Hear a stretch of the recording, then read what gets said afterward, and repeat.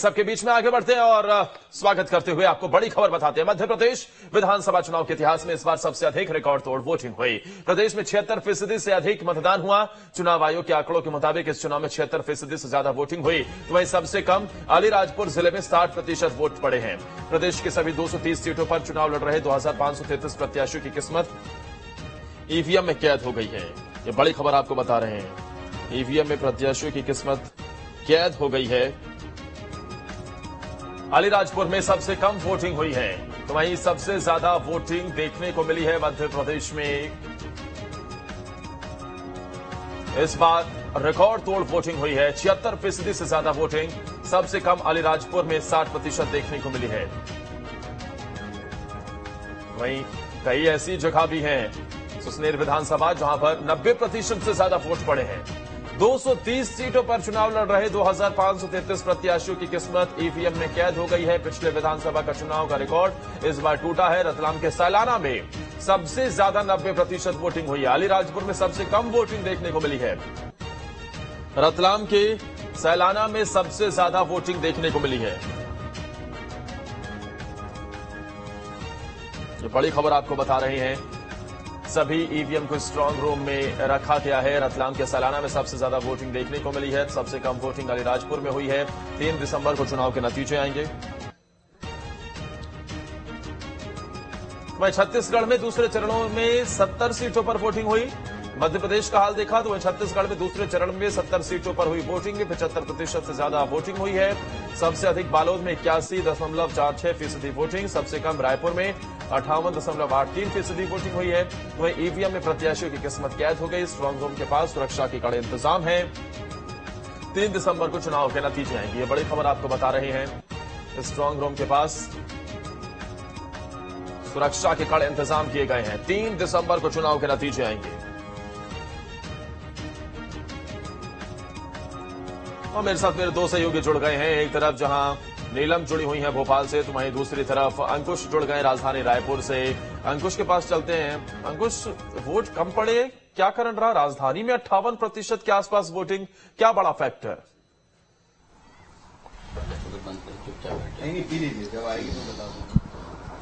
देखिए आदर्श, अगर केवल राजधानी को छोड़ दिया जाए और ओवरऑल अगर पूरे छत्तीसगढ़ की बात करें तो पूरे छत्तीसगढ़ में 75% से ज्यादा मतदान हुआ है। ऐसे में स्पष्ट रूप से देखा जा रहा है कि पिछले चुनाव यानी 2018 विधानसभा चुनाव में जितना मतदान प्रतिशत था उससे कहीं थोड़ा बहुत मतदान प्रतिशत इस बार बढ़ा है। तो अलग अलग जिलों की अगर बात करें तो धमतरी जिला जो है वो नक्सली प्रभावित इलाकों में आता है, उसके बावजूद भी वहां पर सबसे ज्यादा मतदान प्रतिशत रहा है। केवल रायपुर जिले की अगर बात करें तो 58% मतदान रहा है, सबसे कम रहा है पूरे प्रदेश में। लेकिन जिस तरीके से मतदान प्रतिशत रायपुर जिले में घटा है, उसके जो राजनीतिक विश्लेषक हैं, जो राजनीतिक जो जानकार हैं, वो स्पष्ट रूप से कहते हैं कि मतदान अगर घटा है तो स्वाभाविक तौर पर इसमें सत्ता पक्ष को कहीं ना कहीं जो है लाभ मिलता हुआ दिखाई देता है। रायपुर शहर की 4 विधानसभा सीटों की अगर बात करें तो 4 विधानसभा सीटों में 3 विधानसभा सीटें जो हैं कांग्रेस के कब्जे में है ऑलरेडी, और बीजेपी के पास 1 सीट है। तो ऐसे में इस बार जो मतदान प्रतिशत घटा है उसका किस सीट पर कितना असर पड़ेगा ये तो 3 दिसंबर को स्पष्ट होगा। लेकिन मतदान प्रतिशत की अगर बात करें तो जिस तरीके से शाम को 5 बजे के बाद जो आंकड़े जारी हुए थे निर्वाचन आयोग की तरफ से, उसमें मतदान प्रतिशत बेहद कम था। लेकिन देर शाम तक जब तमाम जगहों से सारे आंकड़े इकट्ठे हुए तो 75% से ज्यादा मतदान पहुंचा है, जो एक अच्छे लोकतंत्र की निशानी है, अच्छे मतदान की निशानी है। और देखा जाए तो प्रदेश की जो 70 विधानसभा सीटें हैं उसमें अलग अलग जिलों में कई सारे ऐसे जिले हैं। कि क्या ये रायपुर के आंकड़ों में वृद्धि हुई है? लेटेस्ट आपके पास क्या है?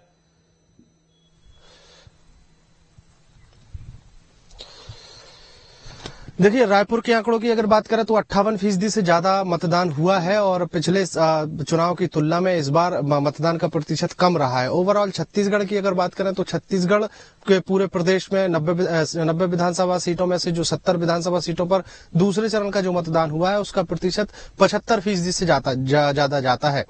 तो 75% से अगर ज्यादा गया है तो स्वाभाविक तौर पर एक बेहतर मतदान छत्तीसगढ़ में हुआ है, क्योंकि पिछले चुनाव में थोड़ा सा कम मतदान प्रतिशत था। लेकिन इस बार मतदान प्रतिशत जो बढ़ा हुआ है उसके क्या मायने हैं, उसका लाभ किसको मिला है, यह तो 3 तारीख को स्पष्ट होगा।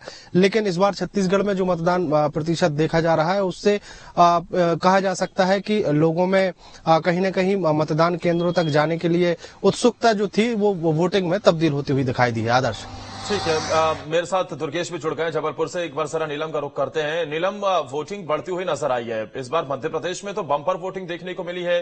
पिछले विधानसभा चुनाव के आंकड़े तोड़ते हुए इस बार वोटिंग हुई है, लेकिन ये भारी भरकम वोटिंग, अगर ट्रेंड को देखें तो ट्रेंड तो ये बताता है बीते कई विधानसभा चुनावों का कि अगर मध्य प्रदेश में 2% से ज्यादा वोटिंग हुई तो ये सत्ता पक्ष को कहीं ना कहीं फायदा पहुंचाती हुई नजर आती है।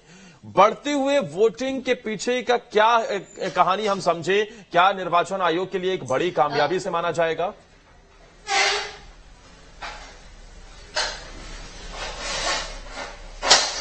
जी बिल्कुल, देखिए जाहिर तौर पर निर्वाचन आयोग की ये कामयाबी तो कह सकते हैं कि वोटिंग जो है इस बार बड़ी है। हालांकि 2018 के चुनाव से करीब 1% के आसपास की बढ़ोतरी इस चुनाव में देखने को मिली है। और जैसा कि कहा जाता है, जो ट्रेंड कहते हैं कि अगर वोटिंग ज्यादा हुई तो प्रदेश में बदलाव की लहर हो सकती है। 18 के चुनाव में ये बात जो है सच भी साबित हुई थी कि वोटिंग परसेंटेज बढ़े थे, तो उसके बाद जो है कांग्रेस की सरकार सत्ता में आई थी, बीजेपी को हार का सामना करना पड़ा था।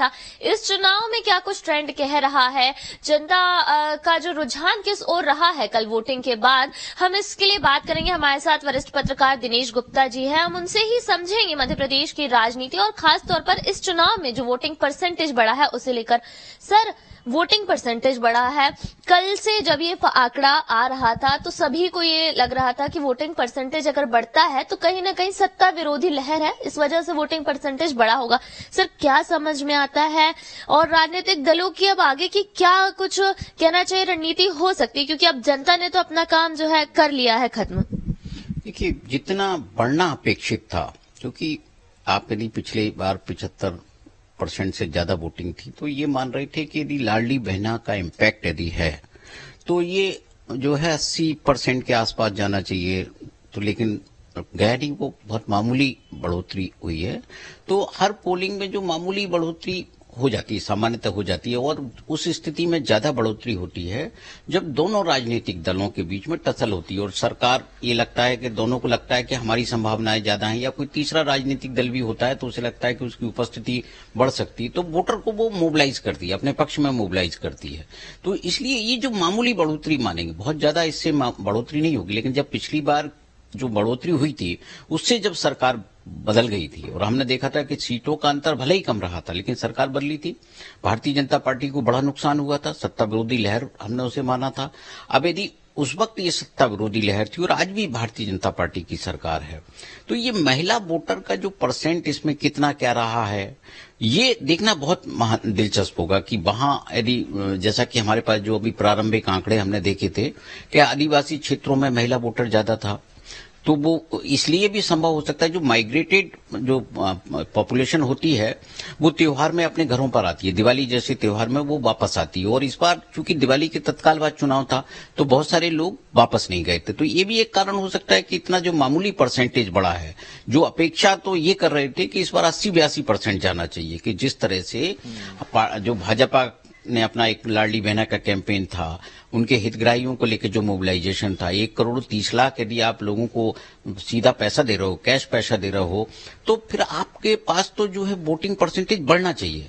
तो उस हिसाब से यदि भारतीय जनता पार्टी के अपेक्षाओं के अनुसार देखेंगे तो ये वोटिंग परसेंटेज कम है, और उन इलाकों में तो और भी कम हुआ है जहां भारतीय जनता पार्टी की तुलना में कांग्रेस उम्मीदवार ज्यादा लग रहा था कि वो बढ़त बना लेगा अपनी। हमने ग्वालियर का घटनाक्रम देखा कि जिस तरह से वहां कांग्रेस प्रत्याशी और कलेक्टर के बीच जो है वाद विवाद हुआ, और उसमें तो ये स्पष्ट दिख रहा था कि रात तक वहां लोग लाइन में खड़े हुए थे। ये कैसा अरेंजमेंट था?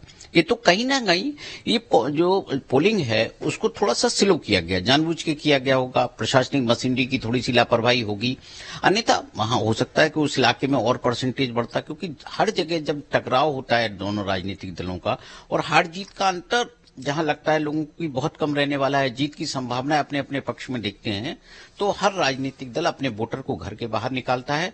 और ये जो मामूली बढ़ोतरी है उसमें एक कारण तो ये हो सकता है कि चूंकि राजनीतिक दल उसमें सक्रिय रहे होंगे, और दूसरा जो माइग्रेटेड पॉपुलेशन है, यानी कि दो बड़े फैक्टर इसके पीछे रह सकते हैं। हालांकि बहुत ज्यादा वोटिंग नहीं बढ़ी है, सही कह रहे हैं बिल्कुल, क्योंकि जो बता रहे हैं कि उम्मीद ये थी कि 80 से 82% के आसपास वोटिंग हो सकती है। फेस्टिवल का सीजन है और ऐसे में लोग जो घर आए होंगे, बाहर जो अमूमन नौकरी वगैरह के लिए जाते हैं, वो घर आए होंगे, तो उन्होंने भी अपने वोट का इस्तेमाल किया होगा। दुर्गेश के पास चलते हैं, जबलपुर। दुर्गेश, अब वोटिंग होने के बाद स्ट्रांग रूम में सभी मतपेटियों को रख दिया गया है, किस तरीके का ये प्रोसेस होता है, और जरा हमारे दर्शकों को बताइए कैसी सुरक्षा स्ट्रांग रूम पर देखने को इस बार मिल रही है, क्या खास इंतजाम किए गए हैं? बिल्कुल आदर्श, देखिए स्ट्रांग रूम में अब ईवीएम पहुंच चुकी हैं। कल रात तक की तमाम ईवीएम मशीनें जो है और स्ट्रांग रूम में जो है पैक हो चुकी हैं। अब सुरक्षा व्यवस्था की बात करें तो 3 लेयर में यहाँ सुरक्षा व्यवस्था बढ़ाई गई है।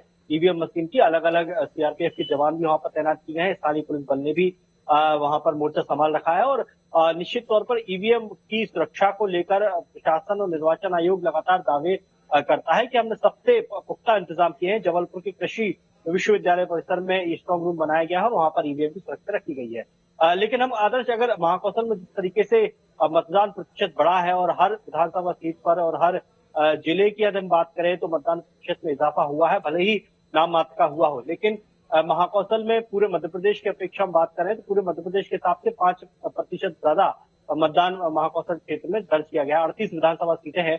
हमारे साथ वरिष्ठ पत्रकार अजय त्रिपाठी जी हैं, हम उनसे इस पूरे सिनेरियो को समझेंगे कि किस तरीके का ये रुख जाता है। और जैसे कि हम बात कर रहे हैं कि मतदान प्रतिशत अगर बढ़ता है तो क्या ये माना जाए कि सत्ता विरोधी लहर चढ़ी है या फिर इससे सत्ता को फायदा होगा या दुर्गेश, देखिए इलेक्शन के अपने 2-3-4 मतलब रिजल्ट को लेकर फिनोमेना होते हैं। उससे बड़ी बात कही जाती है कि अगर वोटिंग परसेंट ज्यादा हो तो उसका फायदा विपक्ष को होता है और सत्तारूढ़ दल को एंटी इनकम्बेंसी में उसका नुकसान होता है। लेकिन अगर पहले मध्य प्रदेश की पूरे आंकड़ों की बात करें तो करीब करीब 1-1.25% वोट बढ़ा है 2018 के चुनाव के मुकाबले। तो उस हिसाब से अगर पूरे प्रदेश का सीन देखें तो ये लगता है कि जो कमोबेश 2018 की स्थिति थी वही 2023 के चुनाव में भी होगी। 2018 के चुनाव में बीजेपी का वोट शेयर कांग्रेस के मुकाबले 1% ज्यादा था, लेकिन सीटें कम थी। तो अब पूरा अगर तस्वीर को देखें तो ये लगता है कि उसी पैटर्न पे इस बार भी पोलिंग हुई है और हो सकता बहुत करीबी मुकाबला हो और जो भी हो बाजी मार ली जाए तो 3 तारीख को पता चलेगा। अब रहा सवाल महाकौशल पर। महाकौशल में निश्चित तौर पर वोटिंग जो है वो 2018 के मुकाबले बढ़ी है। जबलपुर की बात करें तो यहाँ करीब 4-4.5% पोलिंग बढ़ गई है और छिंदवाड़ा या बालाघाट में भी 84-85% पोलिंग हुई है। तो इसका एक 2-3 फैक्टर पे हम बात कर सकते हैं। एक तो ये है कि चूंकि जो कांग्रेस का सीएम फेस है वो कमलनाथ महाकौशल रीजन से ही आते हैं और छिंदवाड़ा से वो खुद भी चुनाव लड़ रहे हैं। तो एक ये बात भी होती है कि जब मतदाता को लगता है कि हमारे इलाके का, हमारे क्षेत्र का कोई व्यक्ति सीएम बन सकता है तो वो उत्साहित होकर वोट करता है और उसका पार्टी को भी उसका फायदा मिलता है। तो एक ये वजह भी हो सकती है। और दूसरी जो एक और फैक्टर था, जब हम लोग फील्ड में थे, कल आप भी थे, सब लोग थे, तो कहीं न कहीं एक ये बात समझ में आ रही थी कि जो महिलाओं में है वो उत्साह है, लाडली बहना योजना, इस तरह की जो कैश बेनिफिट योजना है बीजेपी, उसके बीजेपी समझ लीजिए नवंबर में चुनाव के पहले तक वो 7वीं किस्त अपनी मुख्यमंत्री लाडली बहना योजना की जारी कर चुकी थी। और हमारा एक मतलब ह्यूमन नेचर होता है कि हमको अगर कहीं से नकद कोई बेनिफिट मिलता है, फायदा मिलता है, तो हम उसके प्रति लगाव होता है, झुकाव होता है हमारा। तो हो सकता है वो वोट उधर कन्वर्ट हुआ। अगर एक और फिगर बड़ा महत्वपूर्ण है कि पूरे मध्य प्रदेश में करीब महिलाओं का वोटिंग 15 लाख करीब संख्या बढ़ी है। महिला जो वोटिंग टर्नआउट है 15 लाख के इंक्रीज हुआ है। तो अब उसको अगर सारे 230 विधानसभा में डिवाइड करते हैं करीब 6-6.5 हजार के आसपास वोट होता है। तो एक उसको ये भी जोड़ के देखा जा रहा है कि हो सकता है ये लाडली बहना का इम्पैक्ट हो, उसके कारण हो, और जिसमें महिलाओं ने बढ़ चढ़कर भाग लिया हो। और हो सकता है अगर इस तरह से वोटिंग हुई होगी तो इसका लाभ निश्चित रूप से बीजेपी को मिल सकता है। लेकिन क्योंकि दुर्गेश, महिलाओं का वोट बैंक जो उम्मीद थी उस हिसाब से बहुत ज्यादा महिला वोटर्स निकले नहीं है। और क्योंकि भारतीय जनता पार्टी तो ये सोचकर चल रही थी कि काफी संख्या में महिलाएं रिकॉर्ड तोड़ संख्या में निकलती हुई नजर आएंगी और इस योजना के जरिए से मास्टर स्ट्रोक चला जा सकता है। हालांकि अभी तक जो आंकड़े निकलकर कुछ हद तक सामने आए हैं उससे ये स्थिति तो क्लियर है कि महिला वोटर्स भी पिछले चुनाव के मुकाबले ज्यादा निकली है, लेकिन उतना बेहतर रिस्पॉन्स जो पार्टीज एक्सपेक्ट कर रही थी वो देखने को नहीं मिला है। अंकुश के पास एक बार रुक करते हैं। अंकुश, आपने पूरा ये इलेक्शन कवर किया, जमीन पर आप मौजूद रहे, अलग अलग विधानसभा क्षेत्रों में गए, कौन से वो अहम मुद्दे आपको सुनाई दिए जो पूरे चुनाव के दौरान गूंजते हुए रहे?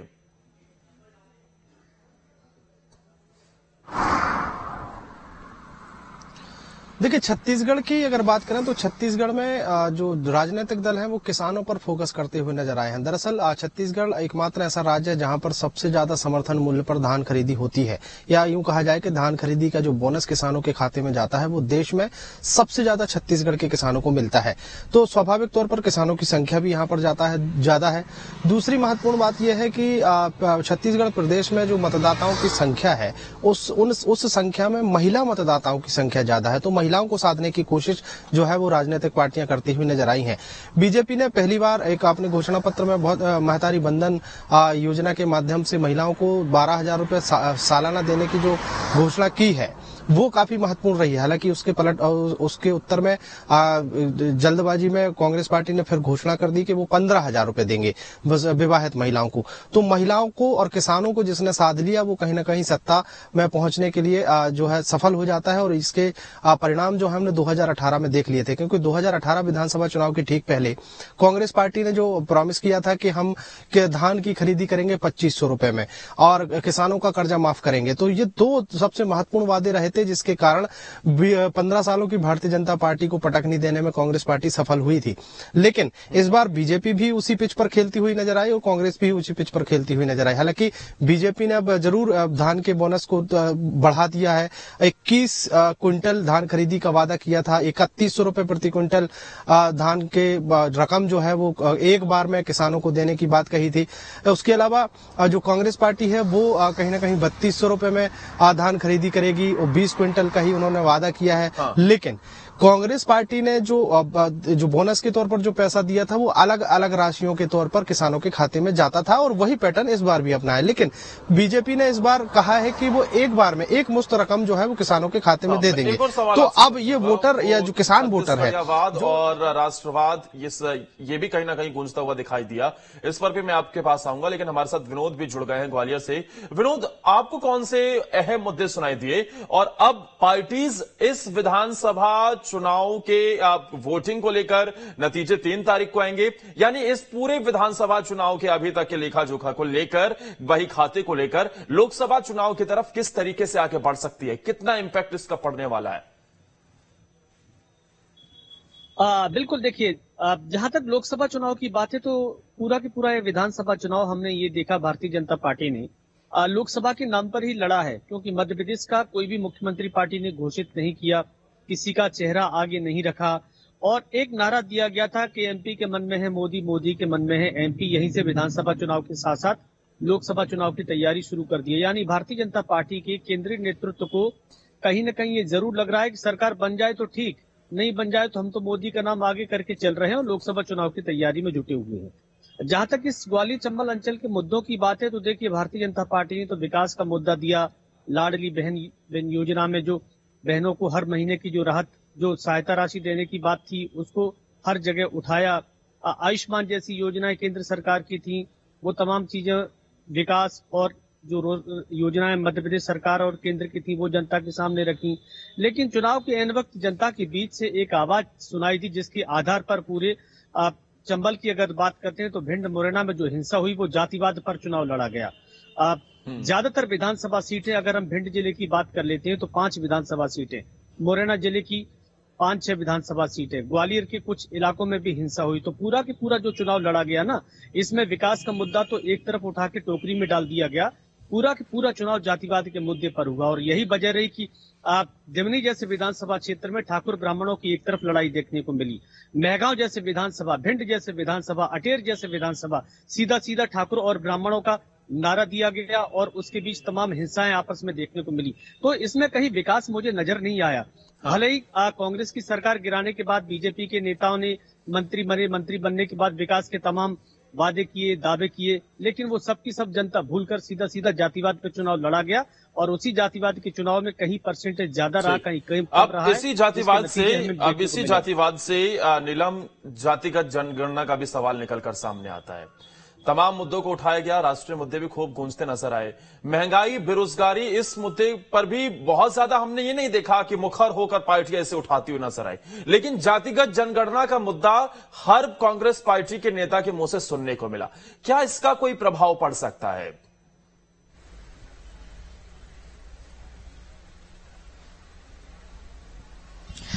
जी बिल्कुल, देखिए महंगाई और बेरोजगारी की बात शुरुआती दौर में कांग्रेस जरूर कर रही थी, पर जैसे जैसे इलेक्शन नजदीक आते गए हमने देखा कि जातिगत जनगणना का जो मुद्दा था वो ज्यादा जो है सुनाई देने लगा। राहुल गांधी आए, उन्होंने बोला, इसके अलावा कांग्रेस के तमाम बड़े चेहरे जब भी मध्य प्रदेश आ रहे थे तो जातिगत जनगणना करवाने की बात कह रहे थे।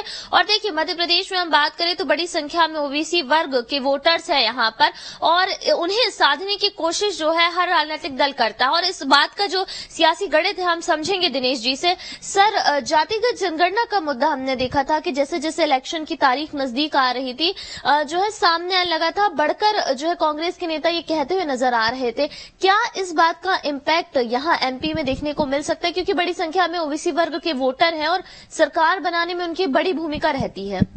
निश्चित तौर पर आप मार्च 2020 में जब भारतीय जनता पार्टी की सरकार वापस आई, कांग्रेस में दल बदल हुआ, तो तब से हम देखेंगे कि केवल कास्ट पॉलिटिक्स ही हो रही है। पहले हमने जो आदिवासी राजनीति को भारतीय जनता पार्टी ने जिस तरह से यहाँ प्ले किया, वो धीरे धीरे आप देखिए कि वो जब नगरीय निकाय के चुनाव आए तो वो ओबीसी पॉलिटिक्स पर आ गया था, क्योंकि उनको पता था कि आदिवासी कहीं ना कहीं कांग्रेस पार्टी के साथ जाएगा। तो वो भी कोशिश कर रही थी कि आदिवासी के अलावा ओबीसी पर कुछ फोकस किया जाए। और शिवराज सिंह चौहान एक चेहरा है, ओबीसी फेस हैं, और बहुत सारे नेता भारतीय जनता पार्टी में हैं।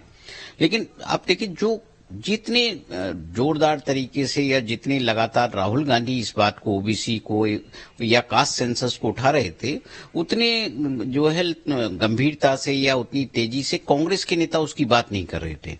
कांग्रेस के नेता ज्यादातर तो वो जो 18 साल की एंटी इनकम्बेंसी है उस पर उनका ज्यादा फोकस था। और चूंकि उनका 27% ऑलरेडी कांग्रेस ने दिया हुआ था जब कमलनाथ की सरकार थी, तो वो अंडरकरेंट पॉलिटिक्स हावी रही। क्या ये लोकतंत्र के लिए, मजबूत लोकतंत्र के लिए अच्छे संकेत माने जा सकते हैं? यहां से किस तरीके से हम आगे बढ़ रहे हैं कि जब मुद्दों के ऊपर फ्रीबीज हावी हो जाएं?